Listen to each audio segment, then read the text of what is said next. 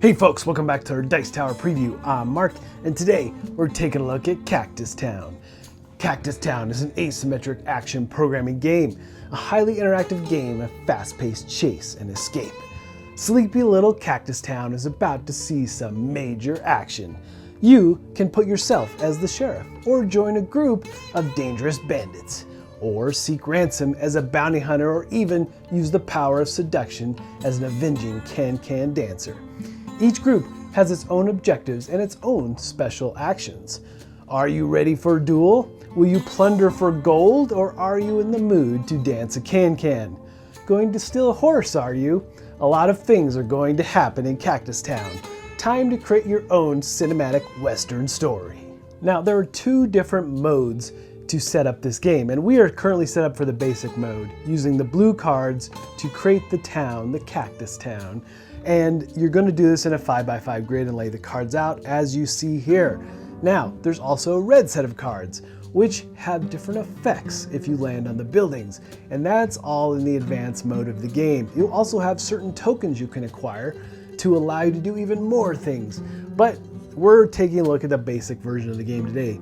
Here you'll see the city laid out, or the town laid out, and you'll be placing your bandits around the edge, as well as your sheriff and his deputies in the middle, and the bounty hunters in the other corner, and the can-can dancer along the side.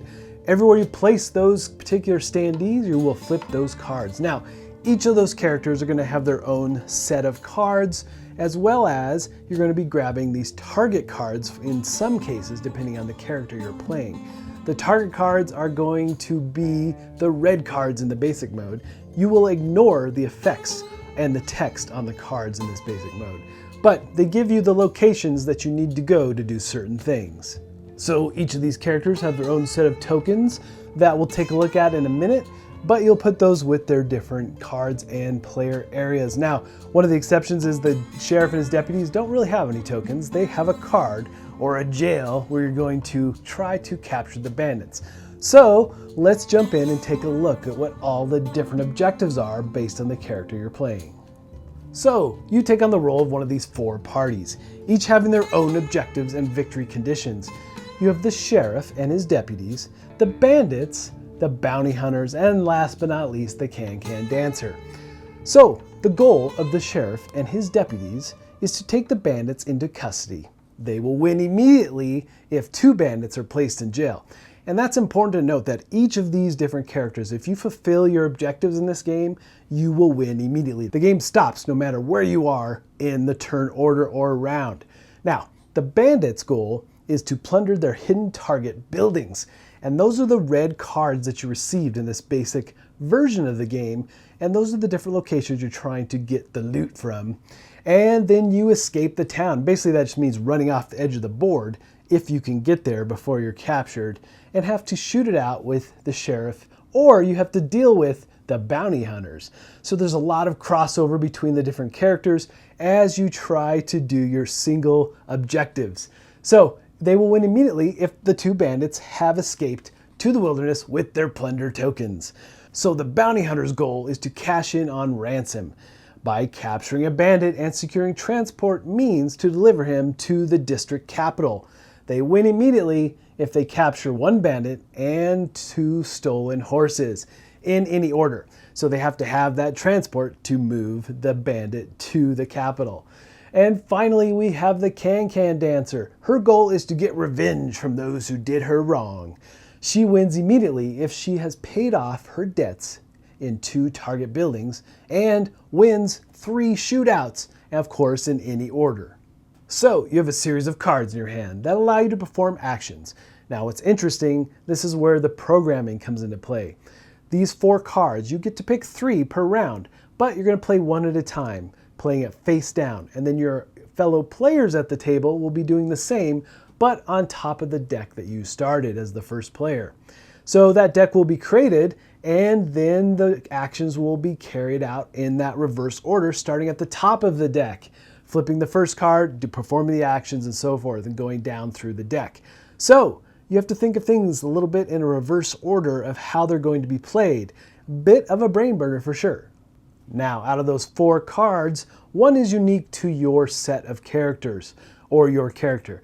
And the rest are going to be generic actions that everybody can perform, starting with run. It's as simple as it sounds. You're going to be moving across the town, and especially early in the game, you'll be revealing buildings. But you'll have to move your standees or your characters one space when you run. You'll move each of them one space in the horizontal or vertical line, all orthogonal movement in general. But there is the can who can dance in diagonal. But in general, you're going to be moving orthogonal here.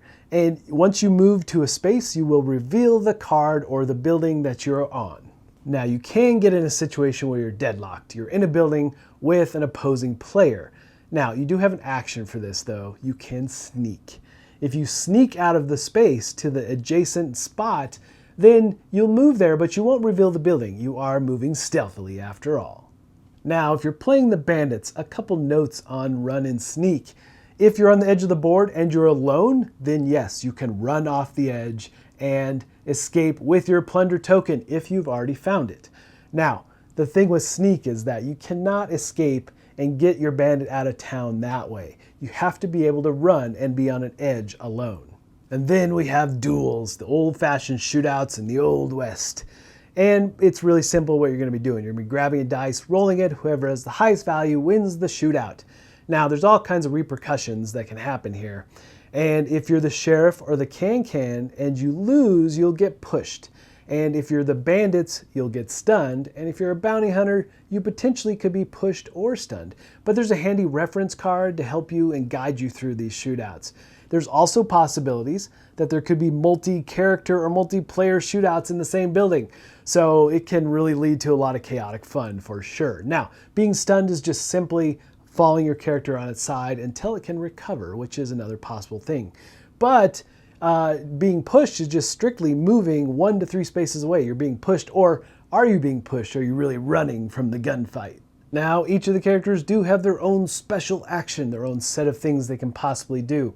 And in the sheriff's case, they can use that card to either do a duel, they can run or sneak, but more importantly, they're going to be arresting bandits. So if there's a bandit in your area that is stunned, then you can arrest that bandit and put them in your jail card, going ever closer to your goal of winning the game.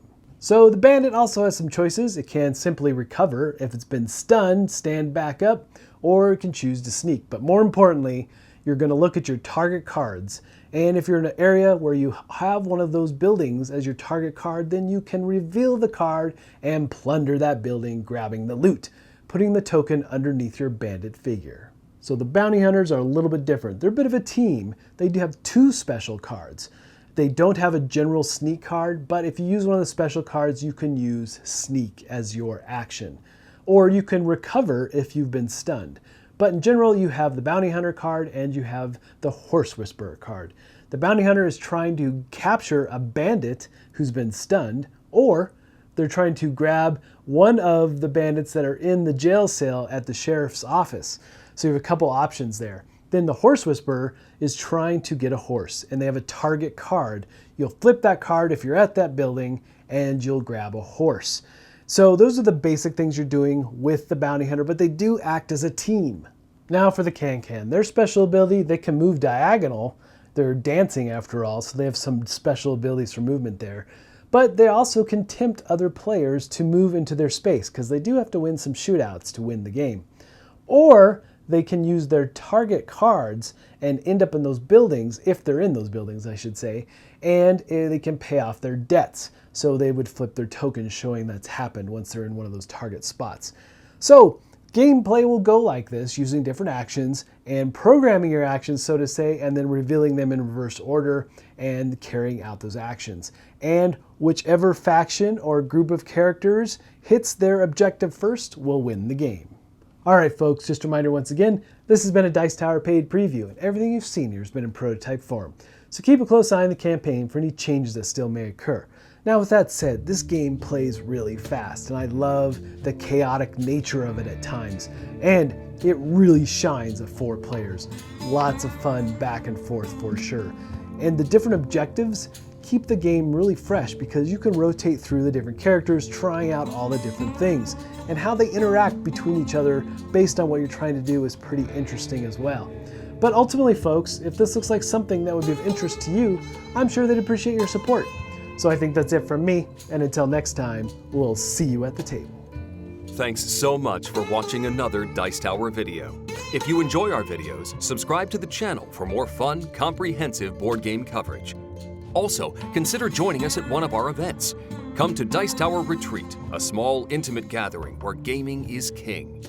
Join us for Dice Tower Cruise, the largest board game cruise. Attend Dice Tower West in Las Vegas for gaming fun on the West Coast, or Dice Tower East in Orlando in sunny Florida. Dice Tower Conventions, the friendliest gaming conventions on Earth. I'm Eric Summerer, and you've been watching The Dice Tower.